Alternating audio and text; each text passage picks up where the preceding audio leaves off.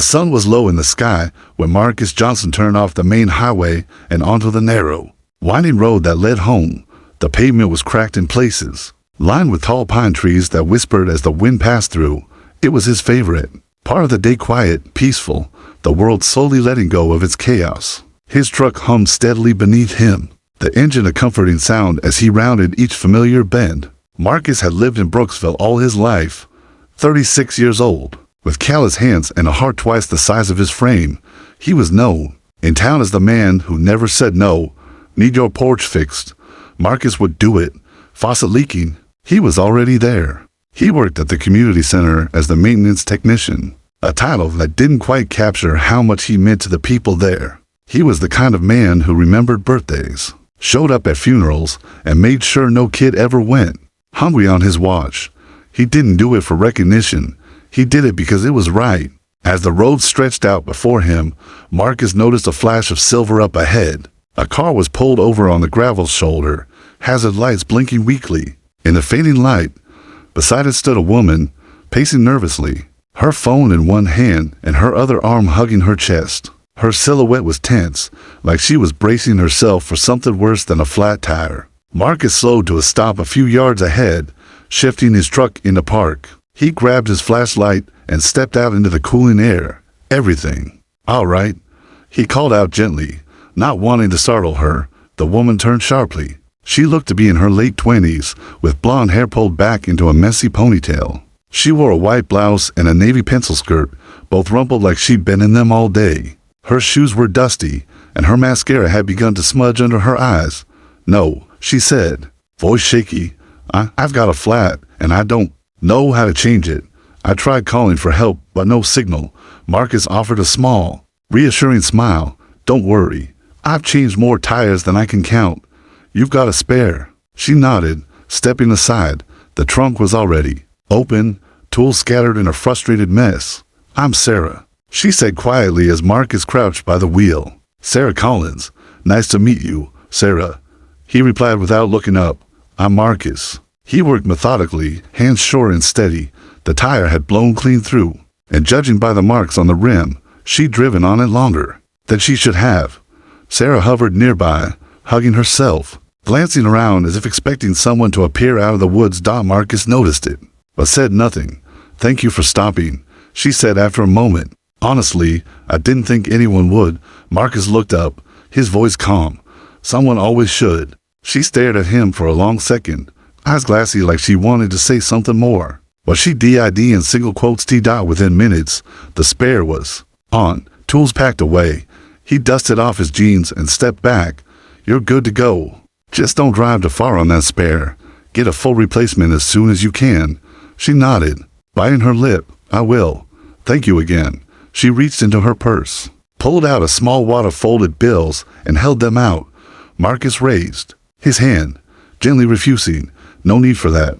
I was just heading home anyway." She looked at the money, then at him, unsure. "Are you sure? I mean, it's the least I can do." "Positive," he said, a small smile tugging at his mouth. "Just promise me you'll be safe out here." Sarah nodded slowly. "I will. Thank you, Marcus." She got into her car, paused for a moment behind the wheel, and gave him one last look, grateful, but haunted, like she'd narrowly escaped something far bigger than a flat tire. As her taillights faded into the dusk, Marcus stood in the gravel for a few more seconds, staring after her. The encounter should have felt ordinary, but it didn't. There was a tension in her movements, a flicker of fear she hadn't voiced, something about the way she kept looking over her shoulder, like someone might come chasing. He shook it off, climbed back into his truck, and drove home, the hum of the tires now less comforting than before. The next morning, just as the sun peeked through the trees, Marcus stood in his kitchen, cradling a warm mug of coffee, looking out the window above the sink, and there was a black SUV parked at the curb, not moving, not idling, just watching. The morning air was still and thick with silence as Marcus stared through the curtain, his fingers clutching the mug of half-drunk coffee like it was the only thing grounding him. Across the street, the black SUV hadn't moved. No lights, no sound, just sitting there. It was new, sleek, not something you'd see often in a town like Brooksville, where most cars had rust spots or faded paint. Its windows were tinted so dark you couldn't even tell if someone was inside. But Marcus knew. Someone was in there.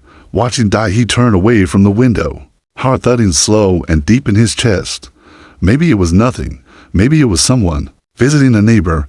Maybe he shook his head. No, too many maybes. Too many things that didn't add up. By the time he pulled into the community center an hour later, the unease had burrowed deep inside him like a thorn. He greeted the staff with his usual nods and smiles, but something in his demeanor had changed. He was quieter, sharper, watching corners, listening harder. "You good?" Denise asked, peeking up from her front desk. "Yeah," Marcus said, forcing a smile. "Just didn't sleep much." But that wasn't the truth. The truth was sitting in a black SUV 2 blocks away. He'd seen it in his rearview mirror the entire drive into town, not tailing him exactly, just there, following like a shadow, far enough back to pretend it wasn't. He spent the morning replacing a broken ceiling fan in the senior rec room, but his mind wasn't on his work. Every noise outside, every car that passed the building made him tense. Finally, at lunchtime, Marcus slipped out the side door and walked down to the local grocery store. He wasn't hungry. He just needed to move, to breathe. And that's when he saw it again, parked across the street from the store. The same SUV, same angle, same silent threat. This time, Marcus didn't go inside. He stood on the curb, fists clenched in his pockets, eyes locked on the black steel beast across the street. 30 seconds passed, then a minute, nothing, no movement.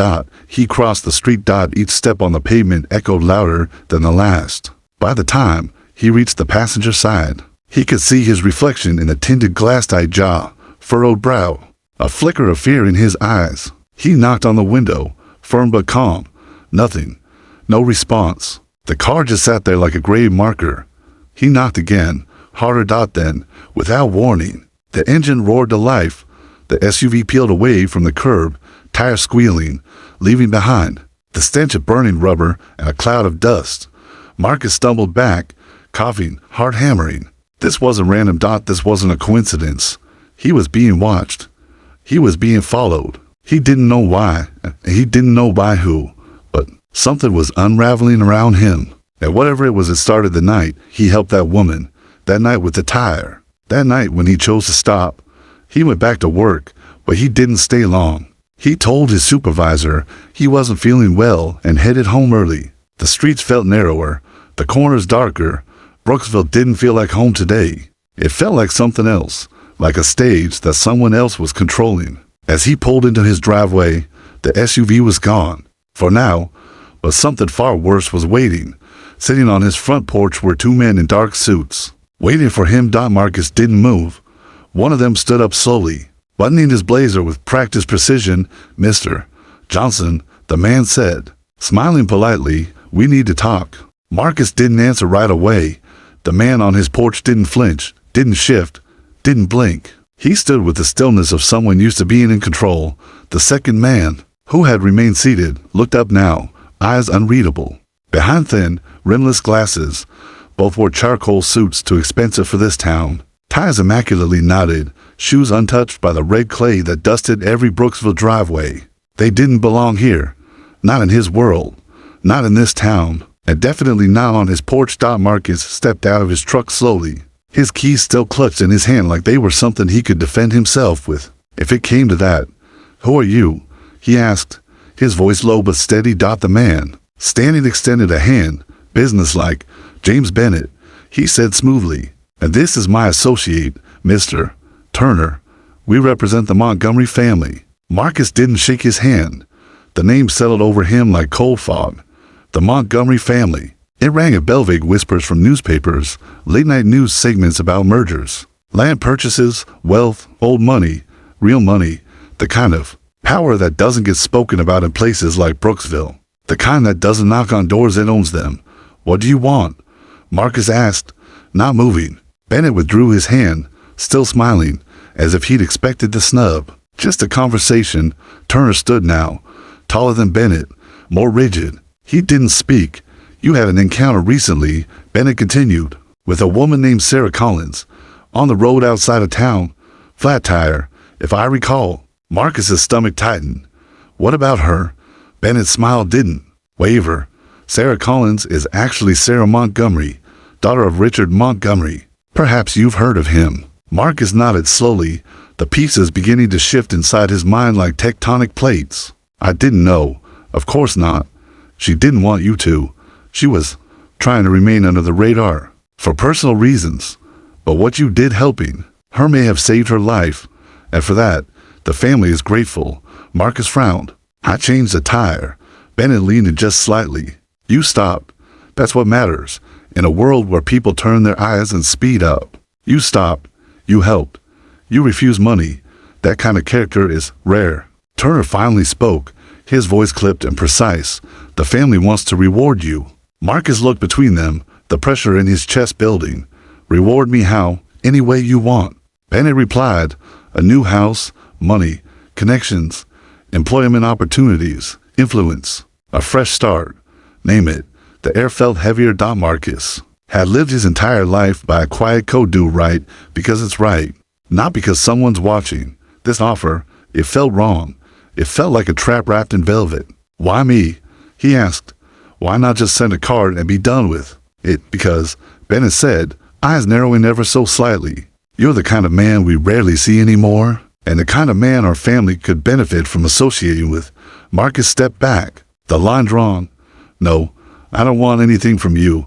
Bennett smiled thin. "Think carefully. This is a once-in-a-lifetime offer.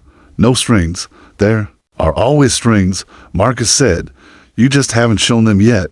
Turner's jaw clenched. Bennett reached into his coat and pulled out a small card. Black, no writing, no logo. "Just a number in silver ink, if you change your mind," he said, placing it gently on the porch railing. "Call this once." Marcus didn't touch it. Didn't even look at it. Bennett gave a shallow nod. "We'll leave you to your thoughts." They turned and walked away, not hurried, not looking back. The SUV from that morning rolled up without a sound, its rear door already open. They slid inside, and just like that, gone. The street returned to silence, but nothing inside Marcus was quiet. He stared at the card for a long time, the numbers glinting in the setting sun like a quiet threat. Part of him wanted to burn it, part of him wanted to call. But deeper still was the part that whispered something worse. Why hadn't they just thanked him through Sarah? Why were they here in person? What did they really want? Marcus turned, opened his front door, and stepped inside his home, his world feeling, for the first time, like it no longer belonged to him. The sky outside had begun to bruise with clouds when Marcus heard the knock at the door. It wasn't loud or hurried, just 3 soft raps, measured, deliberate, the kind of knock that didn't ask permission. It expected an answer. He stood still for a long moment in the center of his living room, eyes on the door, heart beating to hard. For a brief second, he considered not answering, locking it, hiding, pretending none of this was happening. But that wasn't who he was. He stepped forward, unlocked the door, and opened it. There, standing on his porch, was Sarah. Her clothes were different now, more casual. Worn jeans and a simple gray sweatshirt. No heels, no blazer, no makeup. Her hair was tied back, her face bare and drawn. She looked smaller than he remembered, softer, but her eyes, they were sharp, tired, watching him like she'd already been through something and wasn't sure she'd made it out. "Can I come in?" she asked. Marcus didn't speak. He just stepped aside. She walked in slowly, eyes flicking around the room as if she half expected the shadows to move. When he closed the door behind her, the silence that settled between them was thick, buzzing, like electricity in the walls. "You shouldn't be here," he said finally. "I know. Your people already came. 2 suits, slick talkers, said they want to reward me." Sarah turned, her face pale. "Did you accept?" "No," Marcus said, but they didn't take no like they meant it. Sarah let out a breath and sank onto the edge of his couch, hands clenched in her lap. For a long time, she didn't speak. Marcus stood across from her, arms crossed, waiting. "There's something I didn't tell you," she said at last, voice barely above a whisper.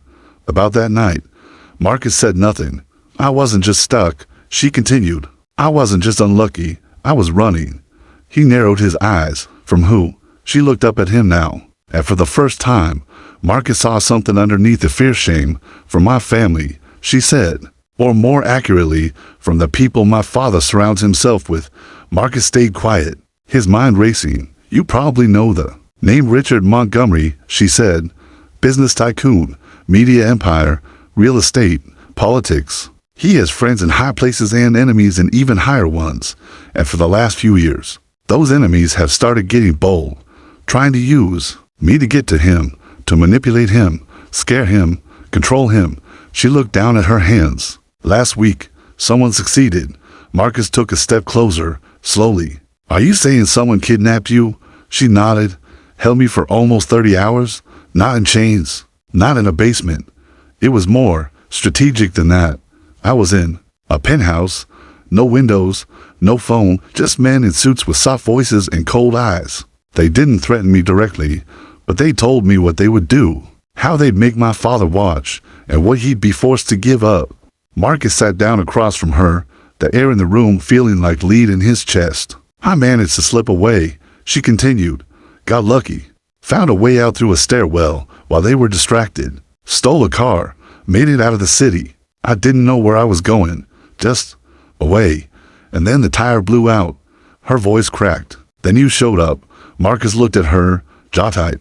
You could have told me. I was blind to all of this. I know, she said, but I didn't want you to get involved, and now you're in deeper than you realize. He leaned forward, elbows on his knees. So those two suits weren't just delivering a thank you card. No, she said. They were evaluating you, seeing if you could be useful, controllable, and if you're not, they'll try to turn you anyway, or remove me. Marcus added coldly. She didn't deny it. They don't like loose ends, she said. But you're not just a loose end. You're a variable, and powerful men hate variables. Marcus stood, the weight of it all pressing down hard. The offer, the card, the watching, the silence, everything had been a chess move, and he had walked into it thinking it was just a favor. He paced, then turned back to her. Why are you really here, Sarah? Her eyes brimmed with something: fear, guilt, hope, maybe all three. Because you're the only person who helped me without asking who I was. You didn't try to use me. You didn't look at me like a tool or a prize. You just helped, and I needed you to know that it wasn't just a tie you changed. Marcus looked at her, his voice quiet. What was it, then? She swallowed hard.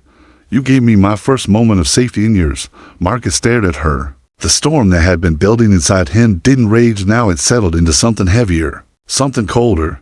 This wasn't about wealth or generosity. This wasn't about being rewarded. It was about power, about control, about stepping into a game with rules no one explained until it was too late. He turned toward the window and peeked through the blinds. No SUV. Not yet. But it was only a matter of time. And this time, Marcus wouldn't just be waiting. He'd be ready. Marcus didn't sleep that night. Not really. He laid in bed with the lights off and the curtains drawn, the room quiet, but his mind screaming. Across town, Brooksville slept, but inside his modest little house, the silence was heavier than ever. Sarah had left hours ago, slipping into the night with a hood pulled over her hair, driving off in a borrowed car that wasn't registered under her name. Marcus had watched her taillights vanish like a ghost slipping back into the world she was trying to escape, but she wasn't the one in danger now. He was dot by morning. The sky had turned gray. Low clouds hovered like they knew something the town didn't. Marcus stood in the kitchen, staring out the window over the sink again. There was no SUV this time, no suits on his porch, no phone calls. That was worse, because it meant they were planning something, and he hated waiting. He sat down at the table, pulled out the black card they had given him, and stared at the number again. Still no name, still no answers, just a number, printed in silver ink like it had been meant for someone who understood the cost of dialing it. His thumb hovered over his phone screen. Then he pressed it. The call connected on the first ring. There was no hello, no who's this, just a pause, and then a man's voice calm, polished. Double quotes, Johnson. I wondered when you'd reach out. Marcus leaned back in his chair. I'm not calling for myself. Of course not, the voice said. You don't seem the type. If your offer still stands, Marcus said, I have conditions. There was a longer pause this time. Go on. I want a community center, Marcus said. Here, in Brooksville, real funding, real jobs, mentorship programs, food assistance, mental health support. No red tape, no corporate branding, no photos of your family on the wall. Just help. We could do that. Not done yet, Marcus said, I want scholarships for kids in this town. No tests, no strings. If they've got heart, they deserve a future. You understand? The man said slowly, these are substantial requests. You came to me, Marcus said. You're the ones who want to feel good about something. Fine, make it count. The silence that followed stretched like a crack in glass. Marcus waited, steady, firm. Then the voice returned. I presented to the family. I believe they'll be intrigued. We'll be in touch. The line went dead. Marcus sat there for a long time afterward, staring at the phone in his hand, not sure if he'd just saved his town or signed it over, but he didn't regret it, because, for the first time since this all began, he felt in control. That afternoon, he drove to City Hall and spoke with the town council. He met with a contractor he trusted. He called his old high school English teacher, now a youth mentor, and pitched the vision. Every move was deliberate. Every conversation a brick laid on the foundation of something real. It was risky. It was bold. But Marcus wasn't going to let fear write the rest of his life. By the end of the week, things began to move. Paperwork arrived quiet, discreet, expensive looking. Deposits were made into local accounts. Construction crews appeared with unmarked trucks and tools that looked clean for a town this dusty. And through it all, Marcus kept working his job at the community center, kept fixing leaky faucets and squeaky doors like nothing had changed. Because for the people in Brooksville, nothing had yet, but the ripples had started. One night, after walking home from a town hall meeting where he'd just announced the groundbreaking for the new center, Marcus found a letter slid under his door. It wasn't from the MONTGOMERYS. No seal, no signature. Just one sentence, typed in all caps. You're not in control. He read it 3 times. Then he folded it up, walked outside, and burned it on his porch. The smoke curled into the night air like a warning answered. He knew this wasn't over. Not even close. He had poked something ancient, something used to giving orders from behind tinted glass. But now, for the first time, they were reacting to him, and the deeper he got, the clearer the stakes became. This wasn't about money. This was about influence, about who gets to decide what change looks like. And Marcus, he wasn't here to build monuments to their ego. He was here to build sanctuaries for the forgotten. Whatever they sent next, he would be ready. The sun hadn't risen yet. Brooksville still slept under a veil of darkness, the streetlights humming faintly, their glow catching the morning mist like it was hanging on to silence. For just a little longer, Marcus stood alone in front of the construction site that would soon become the new community center. The concrete foundation had been poured 2 days ago. Steel beams stood upright, skeletal and waiting. They reminded him of trees stripped bare, strong but vulnerable. This place, this project, had become more than a dream. It was a line in the sand, and that's exactly why they had come back. Marcus heard the SUV before he saw it, tires crunching softly on gravel, a low engine purr that seemed too smooth, too quiet for a place like this.